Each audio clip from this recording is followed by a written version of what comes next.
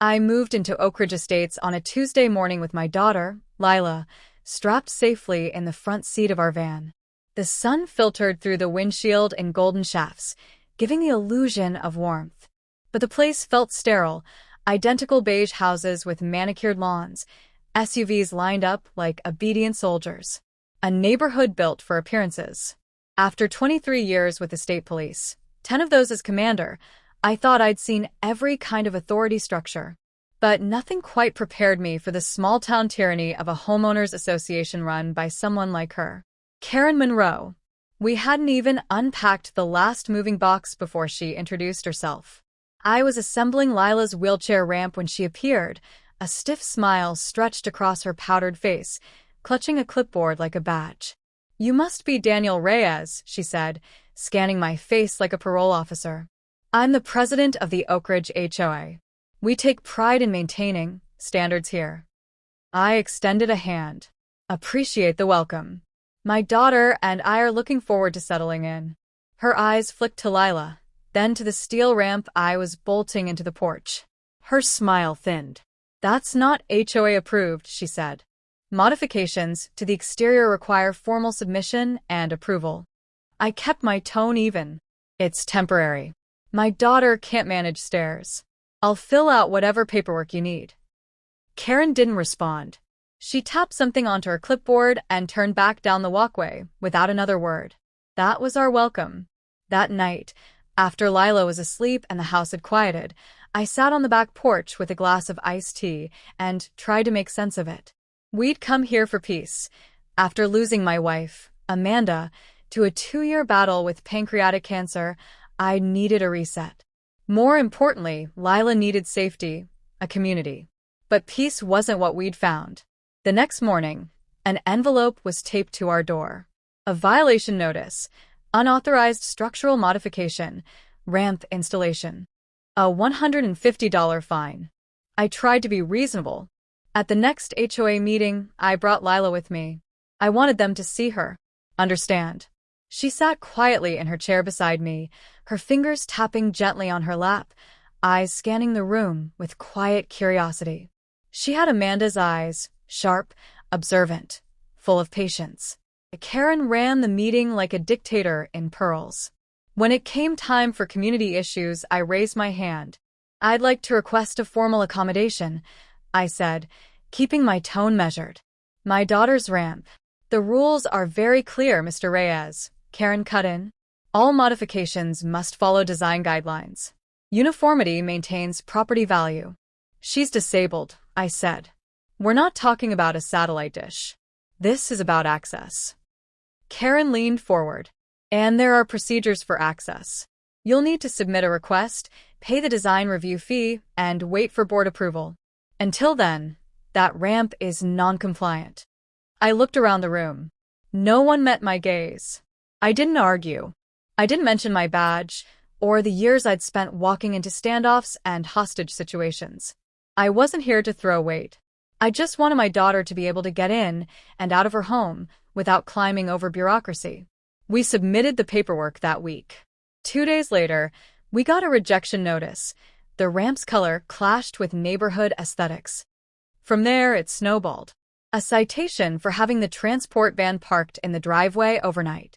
A warning for excessive noise on an evening when Lila had dropped a tray in the kitchen. Then came the petty stuff. Someone sprayed weed killer on our flower bed. The trash can was knocked over. The van's tires were slashed one morning, and when I reported it, Karen suggested maybe I should keep my property more secure. I installed cameras. Quietly. Karen didn't know I was building a case. I didn't want confrontation, not yet. One evening, as I pushed Lila around the block for some air, Karen passed us walking her Pomeranian. She didn't smile. Just a sharp glance, like she was the warden and we were 2 inmates walking too close to the fence. "I'm sorry," Lila whispered once Karen had gone. "I didn't mean to make things harder." My throat tightened. "You didn't, baby. You didn't do anything wrong." But someone was making it feel that way. A few days later, the mailbox held something that stopped me cold. An unmarked envelope. No return address. Inside was a single sheet of paper, a printed message in all caps. Maybe people like you don't belong here. There was no signature, but I didn't need one. The message was clear and cowardly. That night, I went through the camera footage. Nothing. Whoever left it knew the angles. I filed an official report with the local precinct. Kept it quiet. Even quiet among my own. I didn't want this to escalate until I had no choice. But something shifted in me that night. I wasn't just dealing with a bad neighbor. I was dealing with a system built to protect her kind of power. 2 days later, the worst incident yet. I came home from picking up groceries and couldn't find Lila in the house. Panic surged. I checked the backyard, every room, every closet. Then I heard the faint sound of the van horn. She was inside, locked in. Trapped. I sprinted to the driveway. The locks wouldn't budge. The key fob clicked uselessly. I smashed the window with the butt of a flashlight and yanked the door open. Smoke was curling from beneath the dashboard. I got her out just as the fire caught the seat cushions. The fire department ruled it an electrical fault. But I didn't believe in coincidence. Not anymore. That night, I went back to the cameras. There it was, grainy footage but clear enough. Karen, walking past the van an hour before I returned. Pausing. Reaching down. Something in her hand. I froze the frame. It wasn't enough for court. Not yet. But it was enough for me. She had no idea who I was. No idea that beneath the polite, grieving father act was a man trained to dismantle organizations. Who'd studied leadership psychology, conflict strategy, and evidence protocol. A man who had stood on blood-soaked carpets negotiating with gang leaders. A man who had learned the difference between silence and submission. And now Karen Monroe had made it personal. I held my daughter close that night as the scent of smoke lingered in our clothes. Her breathing finally slowed as she slept, curled into my chest. She didn't know it yet. But I had just declared war. The morning after the fire, Lila's van sat blackened and hollow, like a burnt offering in our driveway. Insurance would take care of it, but it wasn't about the vehicle anymore. It was about safety, hers, mine, and the fact that someone had tried to take it from us. I sent Lila to stay with her aunt across town. Just for a few days, I told her. But she saw through the lie. She hugged me tighter than usual and didn't let go for nearly a minute. "I'll be fine," she whispered. "Don't do anything stupid." That promise clung to me like a chain. Back inside the house, I transformed my home office into an operations center.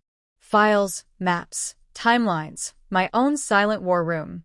In my world, nothing happened in isolation. Karen's power didn't exist in a vacuum. It fed on silence, on enablers, on residents too weary or afraid to speak up. I needed to understand her ecosystem. So I started with public records. Karen Monroe had been president of the Oak Ridge HOA for 6 years. She'd won every board election unopposed.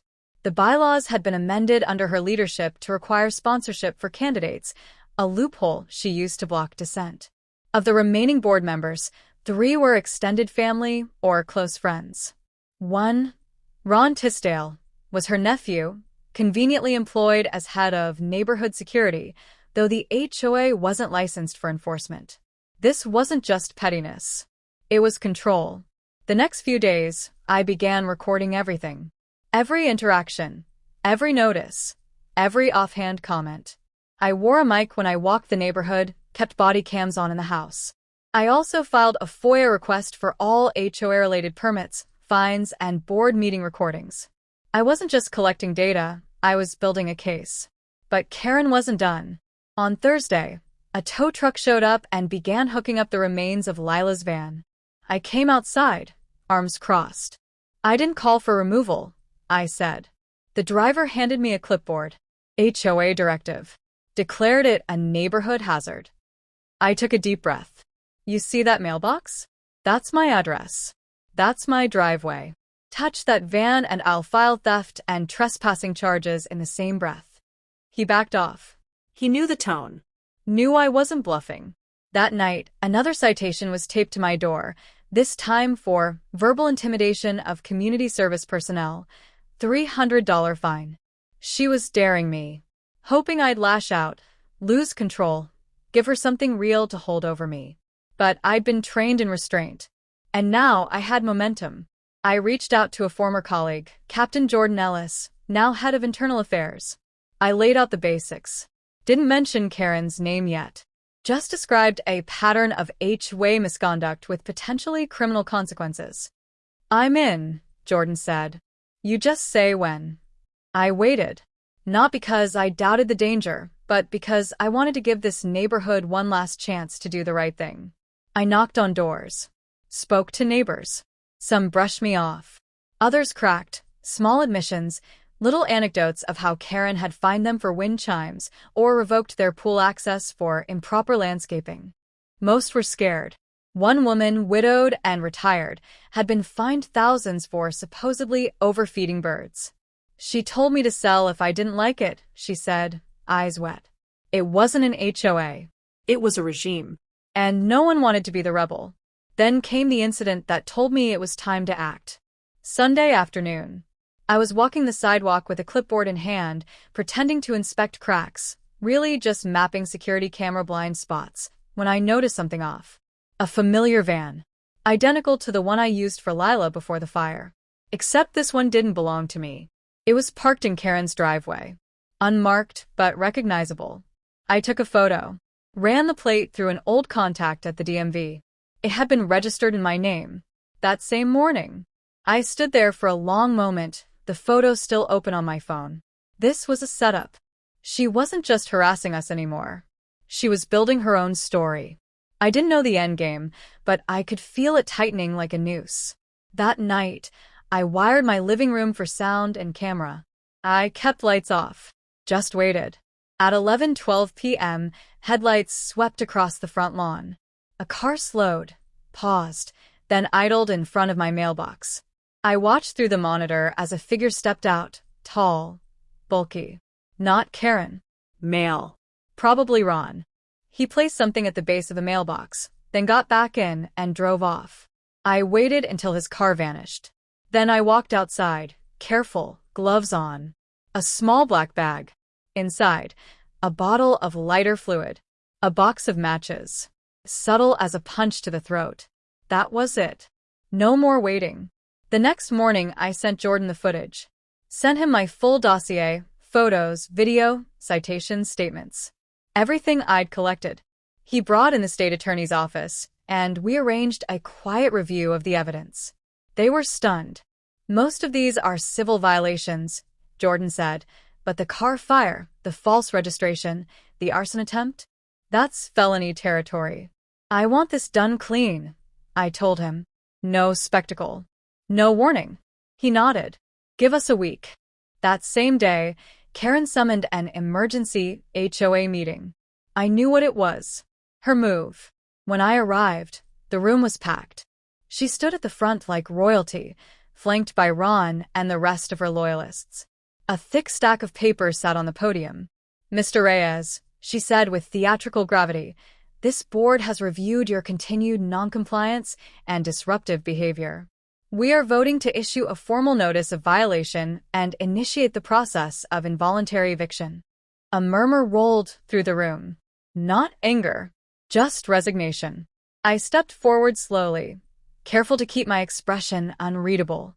"You know what the law calls that?" I said, voice low but firm. "Retaliatory eviction. Illegal under both state and federal housing codes." Karen's smile didn't budge. "I'm sure we can come to an agreement with the appropriate channels," she said carefully. I leaned in. "I am the appropriate channel." For the first time, her mask faltered. "You think you're above this community," she hissed, too quiet for the room to hear. "I protect this community," I replied. "From people like you." The meeting adjourned in tense silence. As I stepped outside, I spotted Ron pacing near the side exit, phone pressed to his ear. He looked up, startled, when he saw me. He dropped his phone. Just for a second. But it was enough. It wasn't fear. It was guilt. I'd seen it too many times not to know. Back home, I poured myself a drink and stood by the window. The night felt heavier, quieter. But underneath it all, I could feel the tide shifting. Karen didn't know what was coming. Didn't realize that in trying to expel me, She'd handed me the final piece of the puzzle. All I had to do now was wait for the fuse to burn down. A storm broke over Oak Ridge Estates the night before everything changed. Heavy rain battered the rooftops, thunder rattled window panes, and somewhere beneath the chaos, I felt a calm I hadn't in weeks. I wasn't reacting anymore. I was executing a plan. The morning came clear and sharp, washed clean of doubt. I donned my old uniform, not out of vanity, but as a symbol. Not for the HOA. For the neighbors. For anyone still watching in silence. Jordan and the tactical unit arrived quietly just after noon, unmarked cars fanning through the neighborhood like predators in tall grass. No sirens. No spectacle. Not yet. I stood on my front lawn, watching the neighborhood begin to stir. Then, right on cue, Karen stepped out of her house in her usual armor, pressed blouse, clipboard, a travel mug like a scepter. She froze when she saw me. Not in uniform. In command. She moved like she was going to speak, but before a single word passed her lips, 2 officers approached her from behind. "Karen Monroe," one of them said, "you are under arrest for criminal mischief, attempted arson, falsifying public records, and conspiracy to commit fraud. You have the right to remain silent." "What?" she shrieked, whirling. "You can't be serious.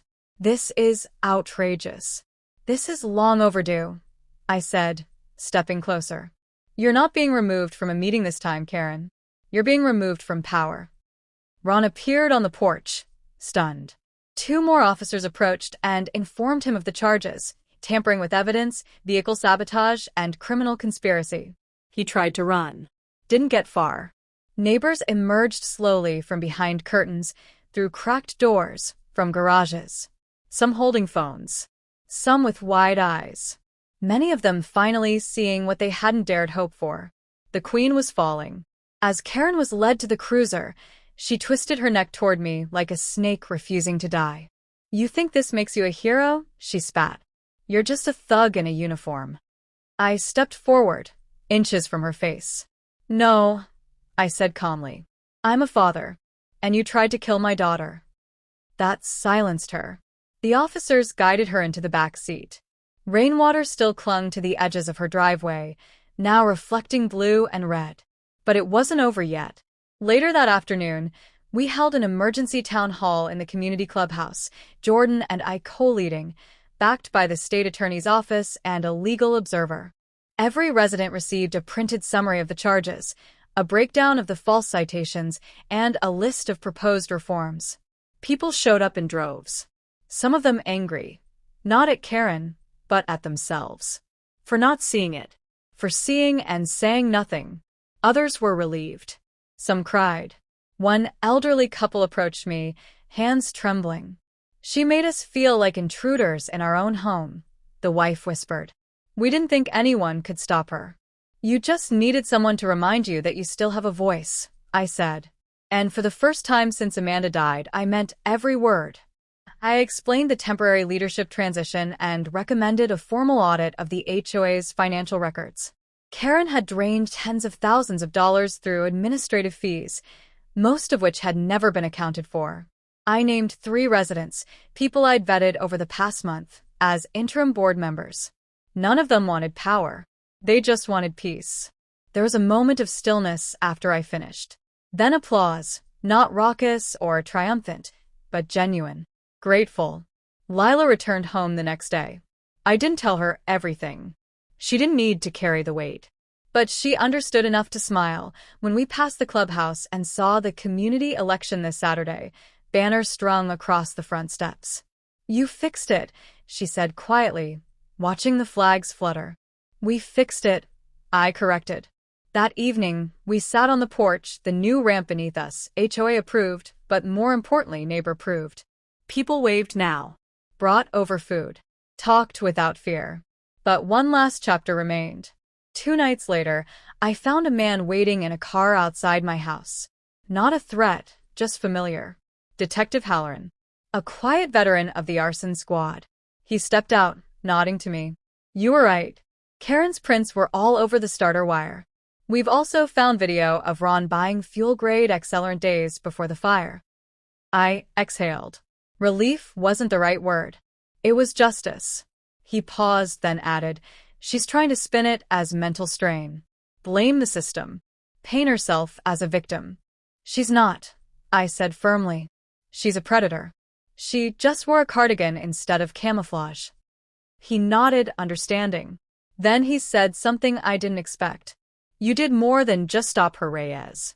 You showed a lot of people how to stand up. That matters." I didn't answer right away. I looked at my house, the lights glowing soft behind the windows. Lila's shadow moving through the kitchen. Life beginning again. Then I nodded. And finally, I allowed myself to smile. 2 weeks after Karen Monroe's arrest, Oak Ridge Estates felt like a different place. Not perfect, but breathing again. The tyranny was over, but the echoes of it still lingered in the little things. An overgrown lawn no longer fined. A bird bath quietly returned to a neighbor's garden. The way people smiled but still checked over their shoulders. Freedom takes time to feel real. I watched it unfold from my porch each evening. Lila beside me, wrapped in her favorite throw blanket, a worn paperback in her lap. She hadn't asked for details, but she understood. She'd seen the fire, the fear, the false smiles, and now, the recovery. "I still hear it sometimes," she said one night, voice barely above the hum of crickets. The click of the lock. When she shut me in, I turned to her. "You're not trapped anymore." "I know," she said, "but sometimes it takes a while for your heart to catch up with your body." That hit deeper than I expected. I reached over, took her hand, and gave it a quiet squeeze. The trial date for Karen and Ron had been set. There'd been no plea deal, too much evidence, too much press. HOA horror stories were catnip for the media, and this one had teeth. Arson, fraud, false citations, impersonation. A disabled child locked into a burning vehicle? It had become a national scandal. Karen's face was everywhere, but not in the way she'd always wanted. There was irony in that. For years, she had ruled, through appearances, through control. But now the world saw her unmasked, a woman who mistook fear for leadership. The interim board had done well. They reversed dozens of unjust citations, returned thousands in fines, and initiated a vote to permanently restructure the HOA's powers. Gone were the days of unchecked authority. In their place, transparency, term limits, a community review panel. Real democracy. At the next town hall, I stood quietly in the back. I didn't speak. Didn't need to. People were speaking for themselves now, questioning policies, suggesting reforms, even joking. There was laughter again in Oak Ridge. That was the real victory. Afterward, the widow who once feared feeding birds approached me with a homemade apple pie. She smiled, lips trembling. "You didn't just fight for your daughter," she said. "You fought for all of us." I accepted the pie with a soft smile. You were always worth fighting for. That night, Lila and I built a small bonfire in the backyard, just us and the stars. She wheeled closer to the flame and pulled her hoodie tight. "Do you miss it?" she asked suddenly. "Miss what?" The job. "The uniform. Being Commander Reyes." I thought about it. The badge. The structure. The responsibility. Then I shook my head. I used to think justice came from a position. But it doesn't. It comes from choice. From doing the right thing when it costs something. She nodded, as if she already knew. I threw another log on the fire. Sparks shot skyward like fireflies escaping gravity. "You ever wonder why she hated us so much?" she asked after a moment. I paused, then answered honestly. She hated what she couldn't control. Your independence. My authority. Our refusal to bow. "Do you think she regrets it?" I looked at the flames, then at my daughter. Alive, scarred, but whole. She will. We sat in silence a while longer. Then Lila reached into her lap and pulled out a folded piece of paper. She handed it to me. "What's this?" I asked. "A poem," she said, sheepish. "I wrote it after. You don't have to read it." But I did. It was short, sharp, honest. About a girl in a box of fire and the quiet voice she heard outside that wouldn't stop fighting. The last line stuck with me. They thought I was alone, but they didn't see my father's shadow on the flames. I folded the paper carefully, with reverence. "I'll keep this forever," I said. She smiled and leaned her head on my shoulder. And for the first time since that terrible night, I let the past drift up with the smoke.